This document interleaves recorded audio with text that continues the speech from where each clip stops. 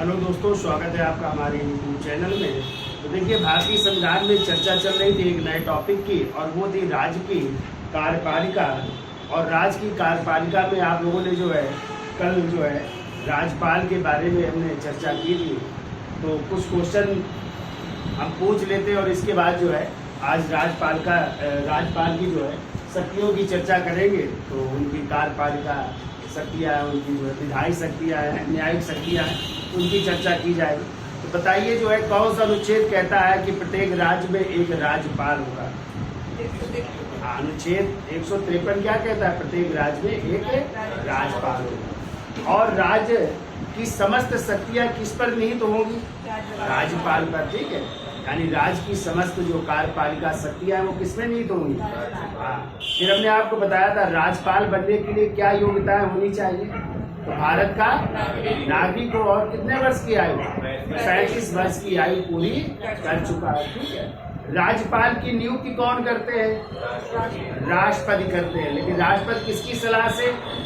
मंत्रिपरिषद की सलाह से जो है किसकी नियुक्ति की जाती है? राज्यपाल की। और हमने आपको बताया था राज्यपाल का कार्यकाल कितने वर्ष का होता है?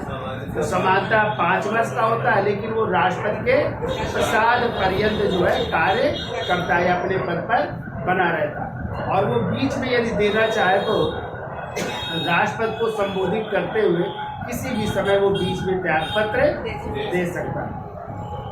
फिर हमने चर्चा की थी कि राज्यपाल को शपथ कौन दिलाता है।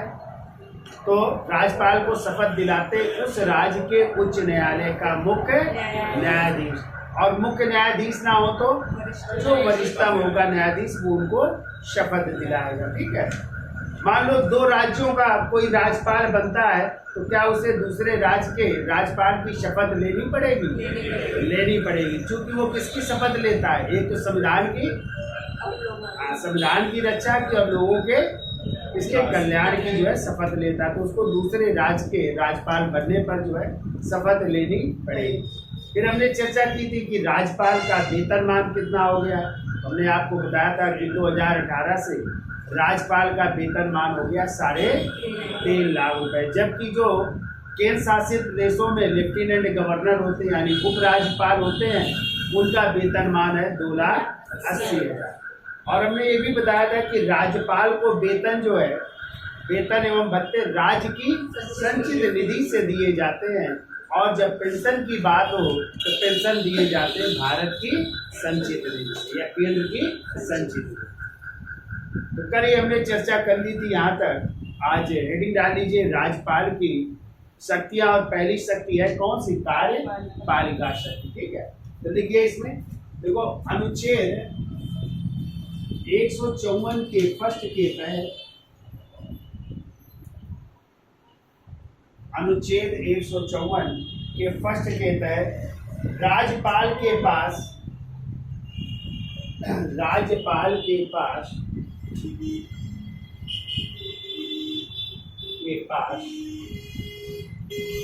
कार्यपालिका संबंधी शक्तियां होती हैं। कार्यपालिका संबंधी शक्तियां होती हैं। कार्यपालिका संबंधी शक्तियां होती हैं।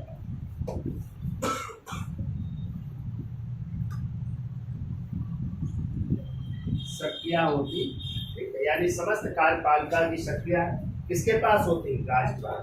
जिनका प्रयोग वह अपने अधीनस्थ अधिकारियों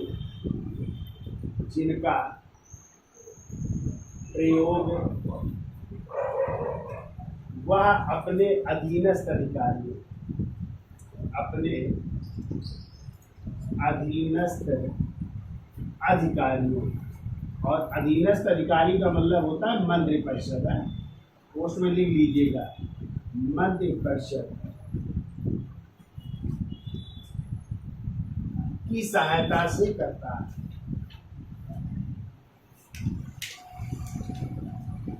मंत्रिपरिषद की सहायता से करता है।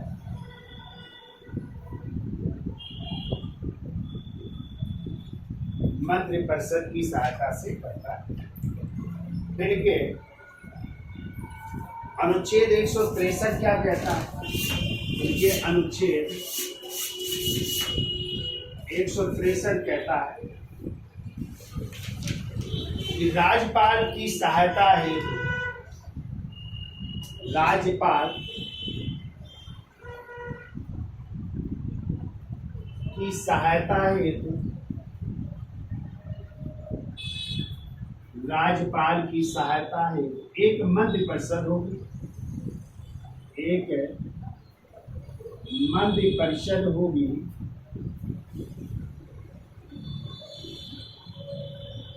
जिसका प्रमुख है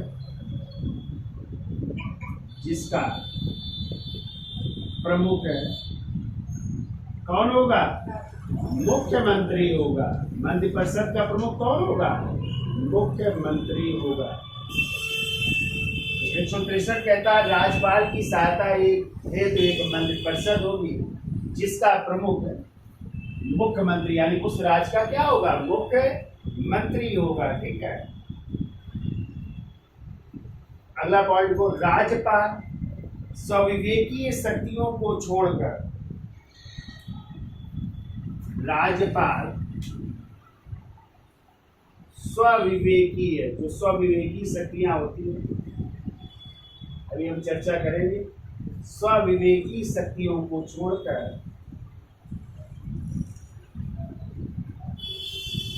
स्वविवेकीय शक्तियों को छोड़कर समस्त कार्य मंत्रिपरिषद के परामर्श से करते हैं। समस्त कार्य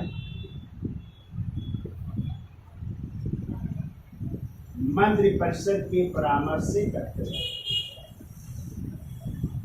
मंत्रिपरिषद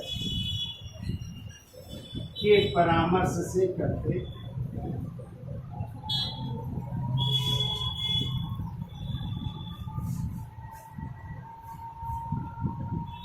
मंत्रिपरिषद के परामर्श से करते। अगला पॉइंट को, अनुच्छेद 164 क्या कहता है? अनुच्छेद 164 कहता है राज्यपाल जो है किसकी नियुक्ति करते हैं? मुख्यमंत्री की नियुक्ति करते हैं और मुख्यमंत्री की सलाह से अन्य मंत्रियों को भी कौन नियुक्त करता है? राज्यपाल करते हैं। ठीक है। तो लिखिए, राज्यपाल मुख्यमंत्री की नियुक्ति करता है।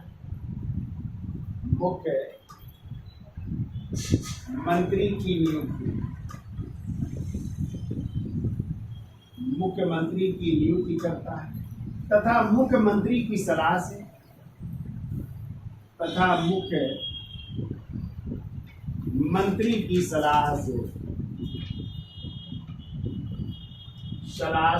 अन्य मंत्रियों की भी नियुक्ति करता है। अन्य मंत्रियों की नियुक्ति करता है। अन्य मंत्रियों की नियुक्ति करता है। ठीक है। तो राज्यपाल किसकी? जो बहुमत दल का नेता होगा, जिसको ज्यादा सीटें मिली होंगी, उसी को जो है मुख्यमंत्री बनाने के लिए आमंत्रित करते हैं, उनकी नियुक्ति करते हैं। और फिर मुख्यमंत्री की सलाह से जो अन्य मंत्री बनते हैं उनकी भी नियुक्ति कौन करेगा? राज्यपाल करते हैं। ठीक है। ये कहता है अनुच्छेद 164। ठीक है। अगला पॉइंट लिखो, राज्यपाल उन्हें पद एवं गोपनीयता की शपथ दिलाता है। यानी इन मंत्रियों को जो है राज्यपाल क्या दिलाएगा? पद एवं गोपनीयता की शपथ है। राज्यपाल इन मंत्रियों को पद एवं गोपनीयता की शपथ यदि आ जाए कि मुख्यमंत्री को शपथ कौन दिलाता है या अन्य मंत्रियों को शपथ कौन दिलाता है, तो क्या बताएंगे आप लोग? राज्यपाल। और वो शपथ काय की होती है? पद की एवं गोपनीयता की शपथ दिलाता है।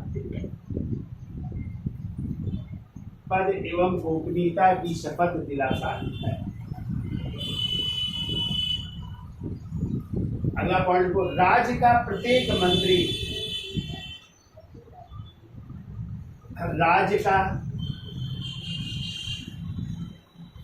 प्रत्येक मंत्री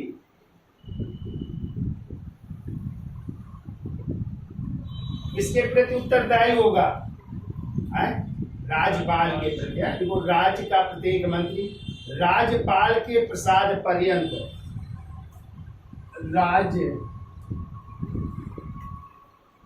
के प्रसाद पर्यंत पद धारण करता है, पद धारण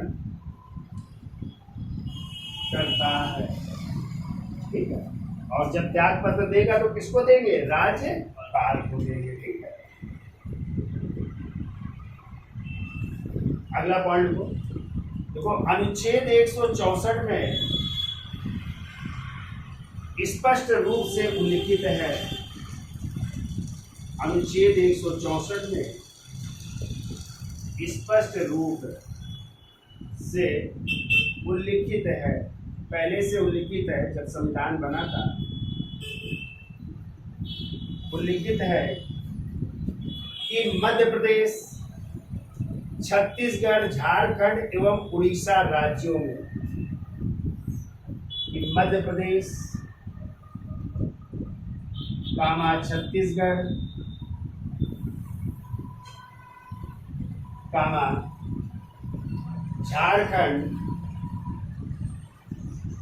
झारखंड एवं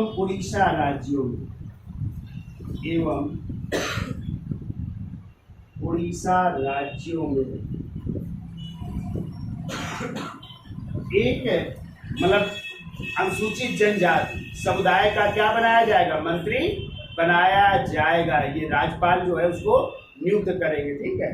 तो देखो, मध्य प्रदेश, छत्तीसगढ़, झारखंड एवं उड़ीसा राज्यों में एक जनजाति मंत्री की नियुक्ति करना अनिवार्य है। उड़ीसा राज्यों में एक जनजाति मंत्री की नियुक्ति करना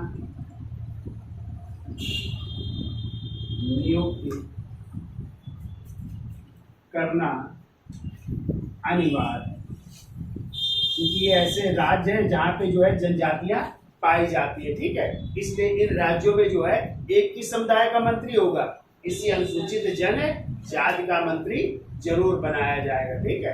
तो पहले आपका बिहार था, जो संविधान में क्या था पहले कि बिहार राज्य के लिए, बिहार और मध्य प्रदेश राज्य के लिए था। लेकिन आपको पता है बिहार जो है बंटवारा हो गया और बिहार से अलग हो गया, जो जनजातीय इलाका था वो झारखंड बन गया। और आपका पता है मध्य प्रदेश का भी बंटवारा हो गया, वो क्या बन गया? छत्तीसगढ़। लेकिन मध्य प्रदेश में भी जनजातियां पाई जाती और छत्तीसगढ़ में भी पाई जाती, इसलिए मध्य प्रदेश, छत्तीसगढ़ और उधर झारखंड और उड़ीसा आई जनजाति इलाका, तो वहां पे एक मंत्री नियुक्त होगा, किसके द्वारा? राज्यपाल द्वारा। ये भी जो है इसमें कहा गया, अनुच्छेद 164 में कहा गया है, ठीक है। जबकि मूल संविधान में बिहार शब्द का उल्लेख था, बिहार राज्य के लिए थी बात और मध्य प्रदेश राज्य के लिए ये बात थी, ठीक है। लेकिन आपको पता है बिहार से झारखंड बना और मध्य प्रदेश से क्या बन गया? छत्तीसगढ़ बन गया, ठीक है। अब देखो, चलिए इसका स्क्रीनशॉट ले लो, फिर आगे चलते हैं। अब देखिए अनुच्छेद 165 क्या कहता है, लिखिए अनुच्छेद 165। और अनुच्छेद 165 कहता है राज्यपाल जो है किसकी नियुक्ति करेगा? महाधिवक्ता की या एडवोकेट जनरल की भी नियुक्ति करता है। और एडवोकेट जनरल जो है राज्य का पहला विधि अधिकारी होता है ना, पहला विधि अधिकारी होता है। जैसे केंद्र में कौन होता है? अटॉर्नी जनरल ऑफ इंडिया यानी महान्यायवादी। वैसे राज्य में कौन होता है? एडवोकेट जनरल, जिसे कहते हैं महाधिवक्ता। तो लिखिए अगला पॉइंट, देखो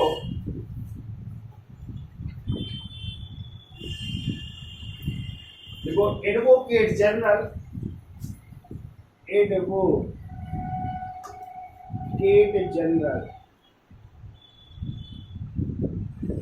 जैसे कहते हैं महाधिवक्ता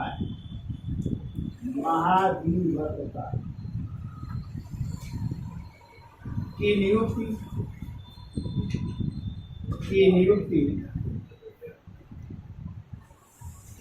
राज्यपाल करता है,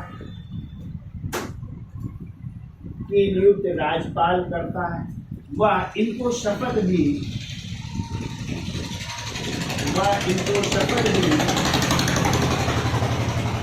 राज्यपाल दिलाता है। देखो अनुच्छेद 165 के तहत एडवोकेट जनरल या महाधिवक्ता की नियुक्ति राज्यपाल करता है और इनको शपथ भी राज्यपाल दिलाता है। अगला पॉइंट को देखो, राज्य के विश्वविद्यालय जितने भी हैं, राज्य के विश्वविद्यालय का कुलाधिपति, विश्वविद्यालय का कुलाधिपति, इसी को कहते हैं चांसलर। क्या कहते हैं? चांसलर भी कहते हैं। कौन होता है? राज्यपाल होता है। ठीक है, राज्य के विश्वविद्यालयों का कुलाधिपति या चांसलर राज्यपाल होता है तथा उप कुलपतियों की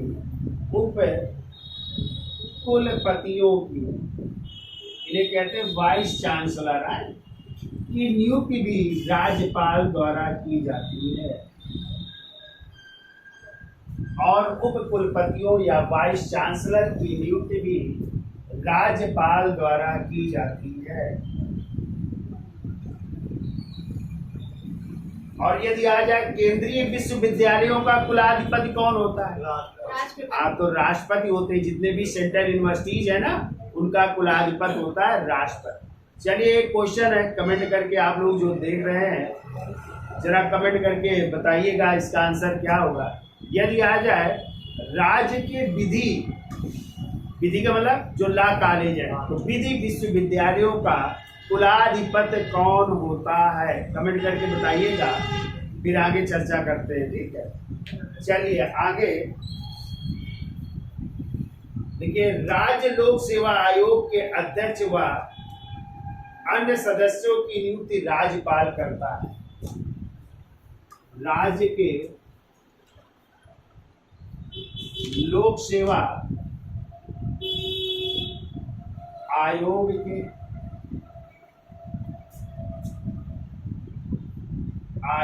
के अध्यक्ष व सदस्यों की नियुक्ति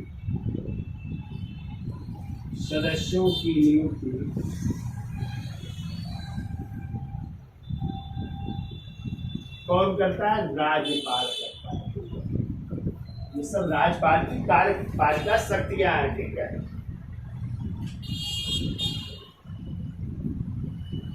आगे लिख लो, चाहे इनको हटाने का अधिकार। ठीक है, लिख लो, इनको हटाने का अधिकार सर्वोच्च न्यायालय की रिपोर्ट पर राष्ट्रपति को होता है।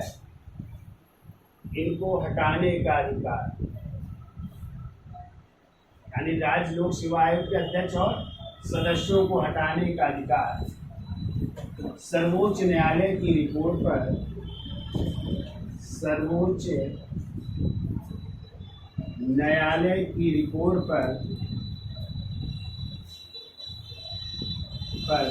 राष्ट्रपति को होता है। तो राष्ट्रपति इनको हटा सकते हैं। ठीक है, ये भी आपको याद रखना है, राष्ट्रपति को होता है।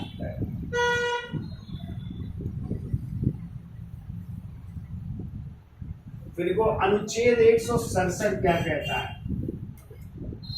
अनुच्छेद 167 कहता है, राज्यपाल मुख्यमंत्री से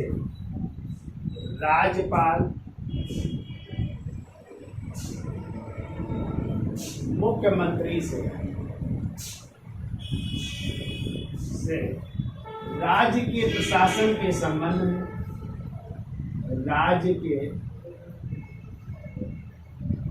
प्रशासन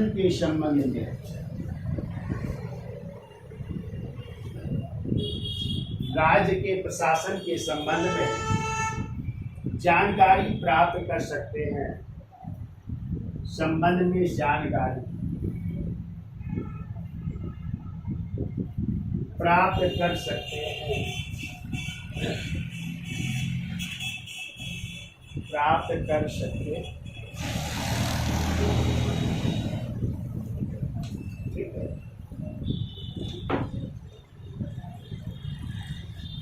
अगला पॉइंट को अनुच्छेद 166 के तहत,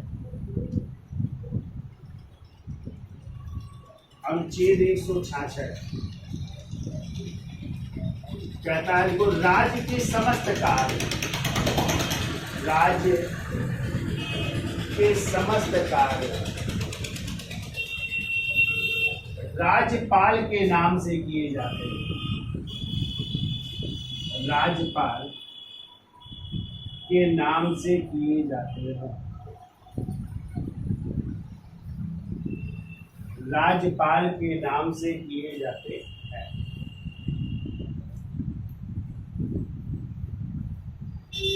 ठीक है, ये भी आपको याद रखना है। तो हमने आपसे क्वेश्चन पूछा था, क्या पूछा था? राज्य के विधि विश्वविद्यालयों का कुलाधिपति कौन होता है?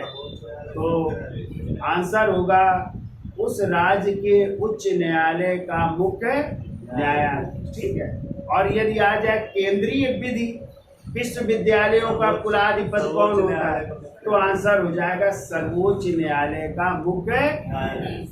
याद हो जाएगा। ठीक है, केंद्रीय विश्वविद्यालय तो बहुत है पूरे भारत में, तो सभी का सभी का जो है, सभी विधि विश्वविद्यालयों का कुलाधिपति होगा सर्वोच्च न्यायालय का मुख्य न्यायाधीश, और जितने राज्य में विधि विश्वविद्यालय हैं उनका कुलाधिपति होगा उस राज्य के उच्च न्यायालय का मुख्य न्यायाधीश। ठीक है, तो नोट करके लिख लीजिए आप लोग। देखो, देखिए हेडिंग डाल दीजिए, राज्यपाल की विधायी शक्तियाँ। देखिए विधायी शक्तियाँ क्या है, तो आप लोगों ने पढ़ा है अनुच्छेद 168, और अनुच्छेद 168 में जो है राज्य के विधानमंडल की चर्चा की गई है। ठीक है, राज्य के इसकी चर्चा की गई विधानमंडल, और कहा गया है कि राज्य का जो विधानमंडल होगा वो किससे मिल करके बनेगा, तो राज्य का विधानमंडल मिल करके बनेगा विधान परिषद से, विधान परिषद, एक तो विधान परिषद से, दूसरा जो है विधान सभा से, विधान सभा, और तीसरा जो है राज्यपाल से मिलकर के बनेगा। 168 में क्या है? विधानमंडल। 169 में क्या है? विधान परिषद। 170 में क्या है? सभा। और राज्यपाल का किसमें है? 53। ठीक है, तो इस तरह जो है आपका विधानमंडल इन तीन लोगों से मिलकर के बनता है। ठीक है, यानी विधान परिषद, विधानसभा और राज्यपाल। लेकिन आप सबको पता है कि भारत में केवल 6 राज्य ऐसे हैं जहाँ पे 2 सदनीय व्यवस्था है, यानी वहाँ पे विधानसभा भी है और विधान परिषद है। इसके अलावा सभी राज्यों में केवल 1 सदन है। ठीक है, यानी विधानसभा ही केवल है। तो कौन से 6 ऐसे राज्य हैं जहाँ पे द्विसदनीय व्यवस्था है, यानी वहाँ पे विधान परिषद है? तो लिख लो, देखो कुल 6 राज्यों में, कुल 6 राज्यों में विधान परिषद की व्यवस्था है या विधान परिषद है। तो वो 6 राज्य कौन कौन से थे, फिर बना लो। देखो कम है, फुट है, तो के से लिखो कर्नाटक, ए से लिखो आंध्र प्रदेश, यम से लिखो महाराष्ट्र, बी से लिखिए बिहार, यू से लिखिए उत्तर प्रदेश, और टी से लिखिए तेलंगाना। तो इन 6 राज्यों में द्विसदनीय। यदि पूछा जाए कि आंध्र प्रदेश का विधानमंडल किससे मिलकर के बना है, तो क्या बताओगे आप लोग? तो आप लोग बताएंगे विधान परिषद प्लस विधानसभा प्लस राज्यपाल से, यानी इन 6 राज्यों का विधानमंडल किससे मिलकर के बनेगा? विधान परिषद, विधानसभा और राज्यपाल। और इन 6 के अलावा यदि हम कह दें बताइए मध्य प्रदेश का विधानमंडल किससे मिलकर के बनेगा? आप लोग क्या बताओगे? विधानसभा और राज्यपाल से मिलकर के बनेगा। ये आप लोग याद रखिएगा, ठीक है। क्योंकि मध्य प्रदेश में विधान परिषद की व्यवस्था नहीं है, ठीक है, इसलिए यहाँ का विधानमंडल किससे मिलकर के बनेगा? विधानसभा प्लस। तो इन 6 राज्यों के अलावा कोई भी राज्य पूछ लिया जाए और आ जाए कि इन राज्य का विधानमंडल किससे मिलकर के बनेगा, तो आप लोग क्या बताओगे? विधानसभा प्लस राज्यपाल। और यदि ये 6 राज्य पूछे जाए कि कर्नाटक, आंध्र प्रदेश, महाराष्ट्र, बिहार, उत्तर प्रदेश या तेलंगाना का विधानमंडल किससे मिलकर के बनेगा, तो आप लोग क्या बताओगे? विधान परिषद प्लस विधानसभा प्लस राज्यपाल। क्योंकि इन 6 राज्यों में क्या है? विधान परिषद जो उच्च सदन है ना, अभी हम चर्चा करेंगे, तो ये भी याद रखिएगा। तो ये विधायी शक्तियों में यानी विधानमंडल का एक अंग कौन सा है? आपके राज्यपाल भी विधानमंडल के एक अंग है, याद रखिएगा, ठीक है। अगला पॉइंट लिखिए। देखो, राज्यपाल विधानमंडल द्वारा पारित विधेयक को स्वीकृति देते हैं। देखो, राज्यपाल विधानमंडल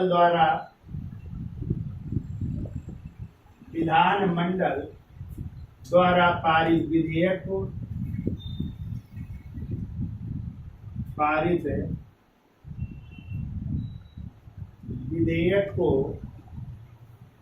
स्वीकृति देते हैं। विधेयक को स्वीकृति देते हैं, स्वीकृति प्रदान करते हैं। तो जब भी कोई विधेयक राज्यपाल के पास स्वीकृति के लिए आता है, जब कोई विधेयक राज्यपाल के लिए स्वीकृति के लिए आता है तो वो क्या कर सकते हैं, ठीक है। तो नंबर 1 लिखिए,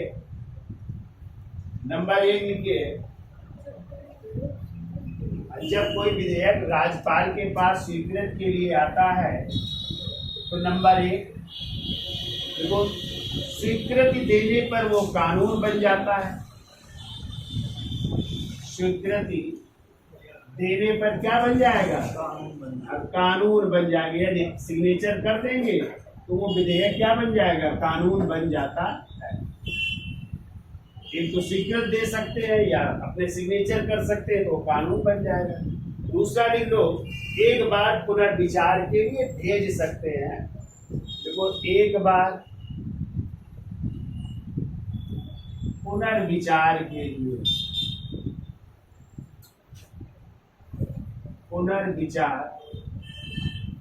लिए भेज सकते हैं।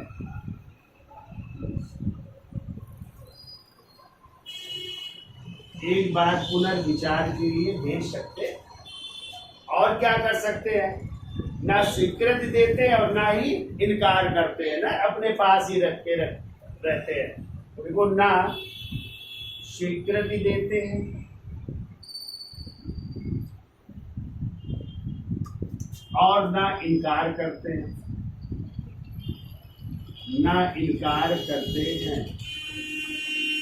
ना तो स्वीकृति देंगे ना ही इनकार करेंगे, अपने पास ही रखे रहेंगे। जैसे राष्ट्रपति के बारे में आप लोगों ने पढ़ा था, पैकेट वीटो ना, वही चीज है। फिर वो किसी विधेयक को राष्ट्रपति के पास स्वीकृति के लिए भेज सकते हैं। किसी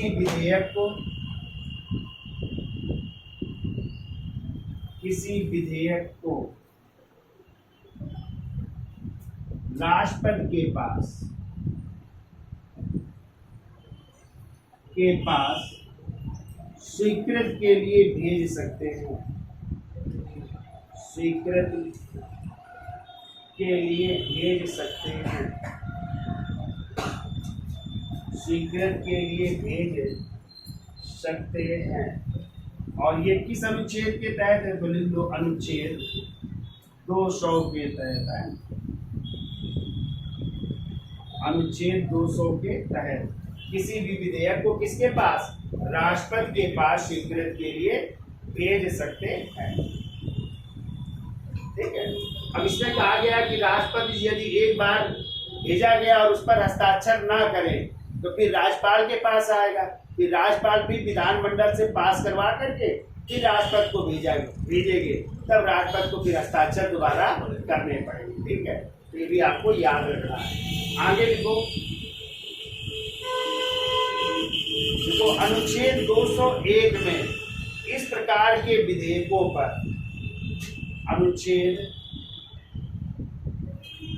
201 में इस प्रकार के विधेयकों पर, इस प्रकार के विधेयकों पर राष्ट्रपति के द्वारा लिए जाने वाले निर्णयों का उल्लेख है।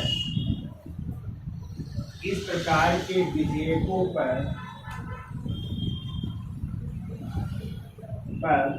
राष्ट्रपति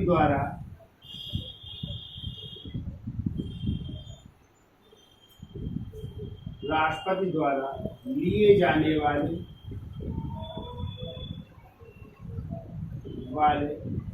निर्णयों का उल्लेख है।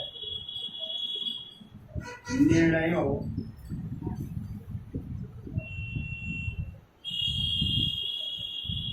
का उल्लेख है। ठीक है, और ये होते हैं उच्च न्यायालय में कमी लाने वाले विधेयक है। लिख लो चाहे उच्च न्यायालय में कमी लाने वाले विधेयक, कमी लाने वाले विधेयक होते हैं जिन पर कौन निर्णय दे सकता है? राष्ट्रपति है, तो उनका उल्लेख किया गया है।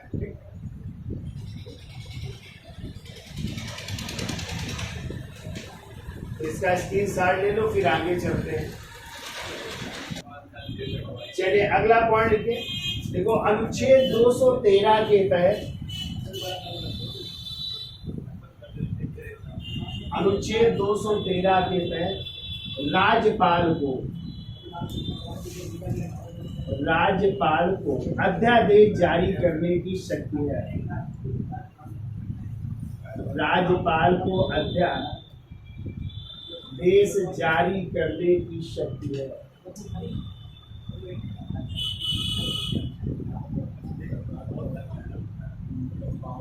अध्यादेश जारी करने की शक्ति। और अध्यादेश कब राज्यपाल जारी करते हैं? जब संसद का सत्र नहीं चल रहा हो। ठीक है, तब अध्यादेश जारी करते हैं। और यदि आ जाए अध्यादेश की समय सीमा क्या होती है? 6 माह 6 सप्ताह या 6 माह 6 सप्ताह 6 सप्ताह या कह सकते हैं 7.5 माह होती है। ठीक है, और यदि सत्र शुरू हो जाए विधानसभा का तो 6 सप्ताह के अंदर पास हो जाना चाहिए। ये भी याद रखिएगा। और कुल समय सीमा होती है 6 माह 6 सप्ताह। और यदि सत्र शुरू हो जाता है विधानसभा का तो 6 सप्ताह के अंदर उसको पास हो जाना चाहिए, नहीं तो वो अध्यादेश क्या हो जाएगा? निरस्त माना जाएगा। ठीक है, तो ये भी याद रखिएगा। अब देखो अनुच्छेद 175, ये पेट में आया था। देखिए पीटी आपका हुआ था, उसमें क्वेश्चन पूछा गया था। ये पेट का एग्जाम काफी टफ था और उसमें ये क्वेश्चन था 175 वाला। ठीक है, तो देखिए राज्यपाल विधानमंडल को संबोधित करते हैं, नहीं संबोधित करते? तो देखो राज्यपाल विधानमंडल को, राज्यपाल विधानमंडल को संबोधित करते हैं, संबोधित करते हैं तथा उन्हें विधानमंडल को संदेश भेजने का अधिकार है, तथा उनको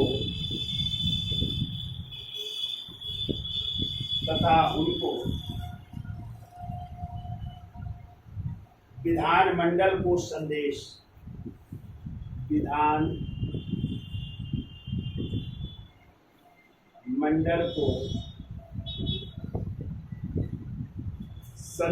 भेजने का अधिकार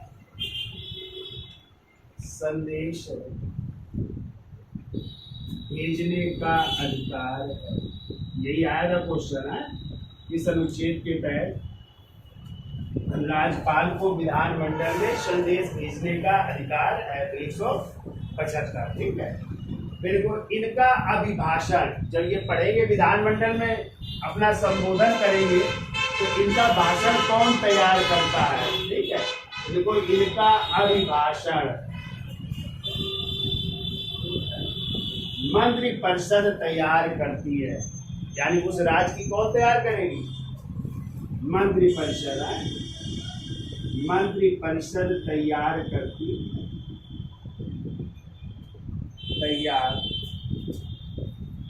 है।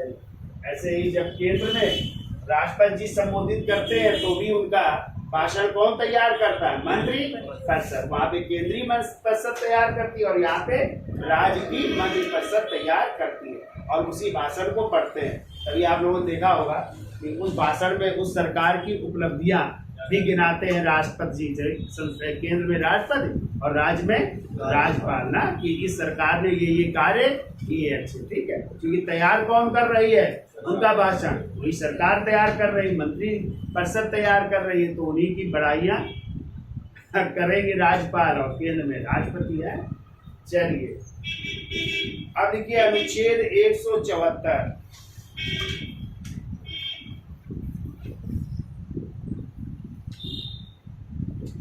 अनुच्छेद 174 कहता है कि राज्यपाल जो है समय समय पर, ठीक है, राज्य विधानमंडल का क्या बुलाएंगे? सत्र बुलाते हैं ना। तो सत्र चलते हैं, जैसे आपने पढ़ा था केंद्र में, ठीक है, सत्र बुलाए जाते हैं। और हमने आपको बताया था कि जैसे संसद में 2 सत्रों के बीच 6 माह से अधिक का अंतराल है नहीं होना चाहिए, यानी 6 महीने के अंदर साल में 2 बार जो है संसद के सत्र बुलाए जाते हैं और वो भी 6 माह के अंतराल से पहले, मतलब 6 माह से अधिक का अंतराल नहीं होना चाहिए। लेकिन आप पढ़ा होगा कि केंद्र में 3 सत्र होते हैं ना, एक होता है बजट सत्र, एक होता है कौन? मानसून सत्र, और एक होता है शीतकालीन सत्र। तो यहाँ पे भी ऐसे ही सत्र चलते हैं राज्यों में भी, और इन सत्रों को कौन बुलाता है? राज्यपाल। राज्य लिखे देखो, राज्यपाल राज्य विधानमंडल, राज्यपाल राज्य विधानमंडल के सत्र, राज्य विधान मंडल के सत्र आहूत करते हैं, या सत्र बुलाते हैं। राज्य विधानमंडल के सत्र आहूत करते हैं, वह सत्रावसान भी करते हैं। वह क्या कर सकते हैं? सत्रावसान, यानी सत्र के समाप्त करने की घोषणा भी करते हैं, ठीक है। सत्रावसान करते हैं। वह सदन को भंग या विघटित भी कर सकते हैं।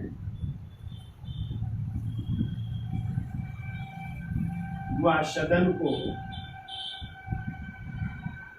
भंग या विघटित भी कर सकते हैं। सदन को भंग या विघटित भी कर सकते हैं। तो कौन से सदन को?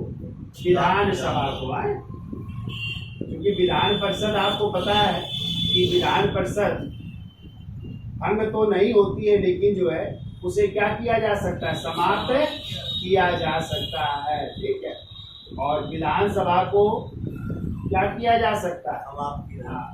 विधानसभा को भंग या विघटित किया जा सकता है, ठीक है। यदि पूर्ण बहुमत नहीं है, आपने देखा होगा कभी कभी मिली जुली सरकारें बनती है ना राज्यों में भी, और किसी सरकार ने यदि समर्थन वापस, या किसी पार्टी ने समर्थन वापस ले लिया, तो ऐसे में अल्पमत में आ जाती है सरकार। इसलिए जो है उस विधानसभा को क्या कर दिया जाता है, भंग कर दिया जाता है और फिर से नए चुनाव कराया जाता है। ठीक है, तो ये अधिकार किसके पास है, राज्यपाल के पास। ठीक है, यानी वो राज्य विधानमंडल के सत्र को बुलाता है, उसको समाप्त की भी घोषणा करता है और विधानसभा को क्या करने की, भंग या विकृत करने का भी उसे अधिकार है। ठीक है, अगला पॉइंट को अनुच्छेद 176 क्या कहता है, बड़े अनुच्छेद है, उनके अनुच्छेद 176 के तहत देखो, राज्यपाल विधानसभा के प्रत्येक आम चुनाव के बाद राज्यपाल विधानसभा के आम चुनाव के बाद, जो चुनाव होते विधानसभा के आम चुनाव के बाद प्रथम सत्र के आरंभ में, प्रथम सत्र के आरंभ में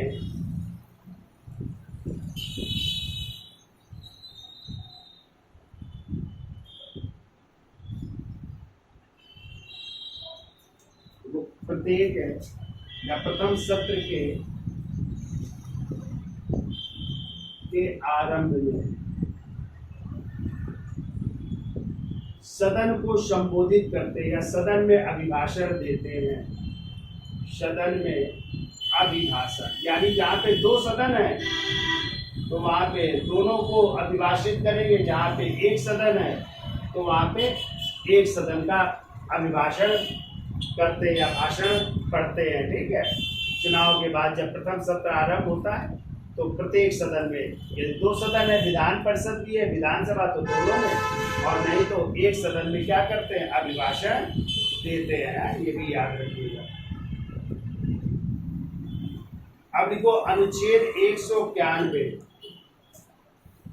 अनुच्छेद 191 में क्या है, तो देखो इसमें विधानमंडल के सदस्यों की अयोग्यताओं का उल्लेख है।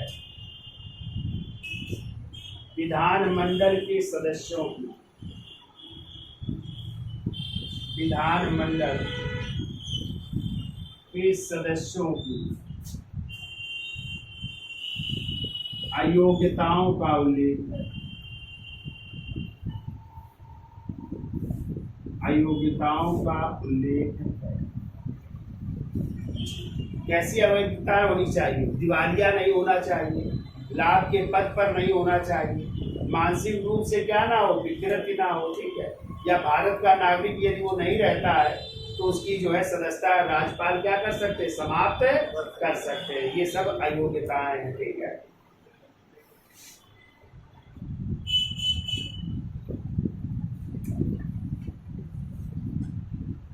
फिर लिखो अनुच्छेद 333, वैसे तो यह खत्म हो गया लेकिन लिख लीजिए। और देखो इसके तहत राज्यपाल, इसके तहत राज्यपाल एक एंग्लो इंडियन को, एक एंग्लो इंडियन या आंग्ल भारतीय को, एक एंग्लो इंडियन को विधानसभा में मनोनीत करते थे। विधानसभा में मनोनीत है, पहले मनोनीत करते थे, लेकिन अब आपको पता है 104वें संविधान संशोधन 2019 द्वारा अब इन एंग्लो इंडियन के पद को क्या कर दिया गया, समाप्त। लोकसभा में 2 एंग्लो इंडियन के थे जिन्हें राष्ट्रपति मनोनीत करते थे, और राज्यों में कौन, राज्यपाल करते थे। ठीक है, तो इनको अब समाप्त कर दिया गया है। लेकिन याद रखिएगा ये एंग्लो इंडियन का उल्लेख किस अनुच्छेद में था, तो क्या बताएंगे, 133 में था। ठीक है, फिर आइए अनुच्छेद 171 का 3rd नंबर, अनुच्छेद 171 का 3rd नंबर। और आपने पढ़ा होगा कि जो विधान परिषद के सदस्य है ना, तो विधान परिषद के सदस्यों का चुनाव कैसे होता है, तो आप लोग पढ़ेंगे, अभी हम चर्चा करेंगे कि 1/3 सदस्य विधानसभा के सदस्यों द्वारा और 1/3 सदस्य जो है स्थानीय निकायों द्वारा, 1/12 सदस्य जो स्नातक होते हैं ना, जो हो चुके हैं स्नातक यानी छात्र जो 3 वर्ष पहले कर चुके उनके द्वारा, और 1/12 सदस्य जो आपके अध्यापक है ना उनके द्वारा, और फिर 1/6 सदस्य राज्यपाल द्वारा मनोनीत किए जाते। तो देखो 71 में यही है। देखो विधान परिषद के 1/6 सदस्य विधान परिषद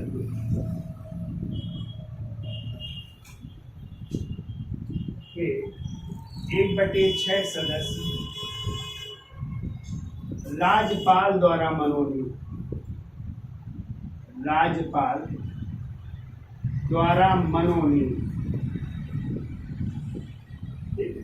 जो किस क्षेत्र से होंगे, साहित्य, कला, विज्ञान, सामाजिक सेवा या सहकारी आंदोलन से जुड़े हैं। तो लिख लो, चाहे से लिख लो, अभी हम चर्चा करेंगे विधान परिषद की।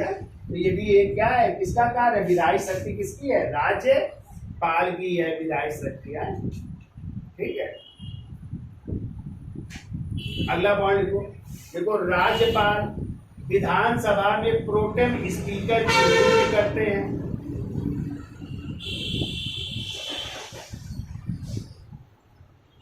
राज्यपाल विधानसभा में किसकी, प्रोटेम स्पीकर की नियुक्ति करते हैं। और प्रोटेम स्पीकर कौन होता है, जो विधानसभा का वरिष्ठ सदस्य चुन करके आता है, उसे क्या बनाया जाता है, प्रोटेम स्पीकर। और उस प्रोटेम स्पीकर को शपथ कौन दिलाते हैं, राज्यपाल।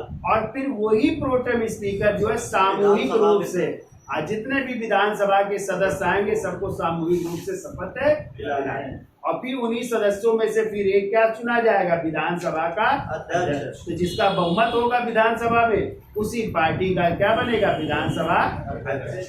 ठीक है, तो ये हो गई कैसी शक्तियां, राज्यपाल की विधायी शक्तियां। ठीक है, अब हम जो है राज्यपाल की जो है अन्य शक्तियों की चर्चा करेंगे, और वो है उनकी, याद रखिएगा, वित्तीय शक्तियां, और वित्तीय शक्तियों के बाद जो है उनकी न्यायिक शक्तियों की चर्चा करेंगे। ठीक है, तो आज के लिए इतना रखते हैं।